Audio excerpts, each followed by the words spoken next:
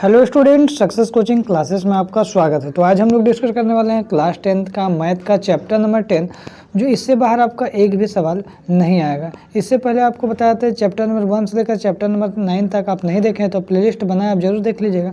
आज हम लोग डिस्कस करने वाले हैं चैप्टर 10 का।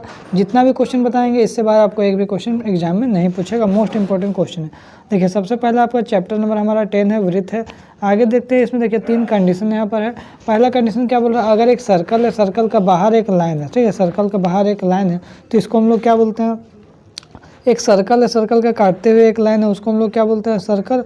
एक है इसको स्पर्श करते हुए लाइन है, तो उसको हम लोग क्या बोलते हैं। देखिए, पहला वाला जो लाइन है उसको हम लोग क्या बोलेंगे, अप्रतिच्छेदी रेखा क्या बोलेंगे, क्योंकि ये एक दूसरे को प्रतिच्छेद नहीं कर रहा है। दूसरा वाला देखिए कंडीशन में क्या, एक सर्कल को काटते हुए जा रहा है एक लाइन, तो ये क्या हो जाएगा, हमारा प्रतिच्छेदी रेखा हो जाता है। तीसरा हमारा क्या हो जाएगा, स्पर्श रेखा हो जाएगी। हमारा क्या, एक स्पर्श कर रहा है, इसको काट तो नहीं रहा है, एक स्पर्श कर रहा है, तो स्पर्श रेखा, ये प्रतिच्छेदी रेखा, और ये आपका अप्रतिच्छेदी रेखा। एग्जाम में आपको ऑब्जेक्टिव में इस टाइप का क्वेश्चन जरूर पूछता है। आगे देखते हैं, अगर हम लोग क्वेश्चन देखेंगे तो प्रमेय 10.1 क्या बोल रहा है, वृत्त के किसी बिंदु पर स्पर्श रेखा स्पर्श बिंदु से जाने वाली त्रिज्या पर लंब होता है। ये वेरी वेरी इंपॉर्टेंट आपका प्रमेय है, जरूर एग्जाम में आता है, कर लीजिएगा। आगे यदि हम लोग देखते हैं क्वेश्चन नंबर हमारा 10.1 में, देखिए सभी प्रश्न इंपॉर्टेंट है। इस टाइप का क्वेश्चन ऑब्जेक्टिव में भी आता है, सब्जेक्टिव में भी आता है। एक वृत्त की कितनी स्पर्श रेखाएं हो सकती है, इंपॉर्टेंट है। दूसरा आपका रिक्त स्थान की पूर्ति करिए, किसी वृत्त की स्पर्श रेखा उसे डैश बिंदु पर प्रतिच्छेद करती है।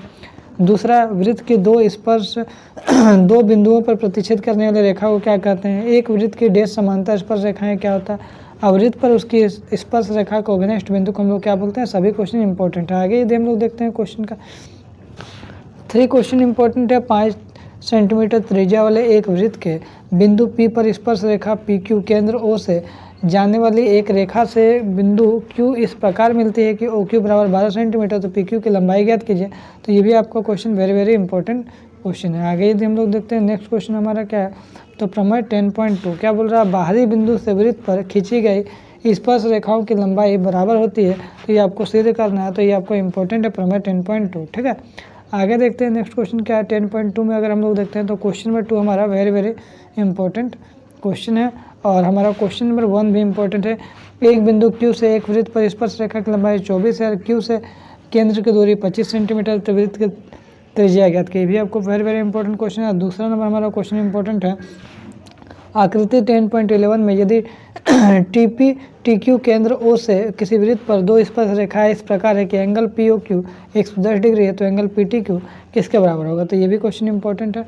आगे अगर हम लोग देखते हैं क्वेश्चन नंबर 4 क्या बोल रहा है, तो क्वेश्चन नंबर 4 यहाँ इंपॉर्टेंट है। सिद्ध कीजिए कि किसी वृत्त के किसी व्यास के सिरों पर खींची गई स्पर्श रेखाएं समांतर होती है, तो ये हमारा क्वेश्चन इंपॉर्टेंट है। आगे देखिए क्वेश्चन 5 क्या बोल रहा है, सिद्ध कीजिए कि स्पर्श बिंदु से स्पर्श रेखा पर खींचा गया लंब वृत्त के केंद्र से होकर जाता है, तो ये भी आपको वेरी वेरी इंपॉर्टेंट क्वेश्चन है, ठीक है। 8 नंबर क्वेश्चन देखिए इंपॉर्टेंट है। एक वृत्त के परिगत एक चतुर्भुज ABCD खींचा जाता है, तो यहाँ देखिए आपको आकृति दिया हुआ है, ठीक है। तो ये क्वेश्चन हमारा वेरी वेरी इंपॉर्टेंट क्वेश्चन है।